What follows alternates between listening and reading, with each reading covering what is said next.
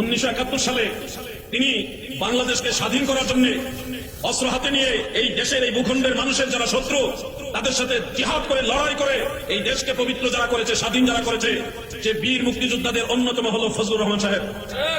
একজন মাজার পূজারী জালেম বলতেছে 1971 সালে তার দাদা ফজলুর রহমান বন্দুক রাইফেল হাতে নিয়ে মানে 71 যুদ্ধের সবার সামনে ছিল। বিষয়টা বুঝেন নাই মনে হয়।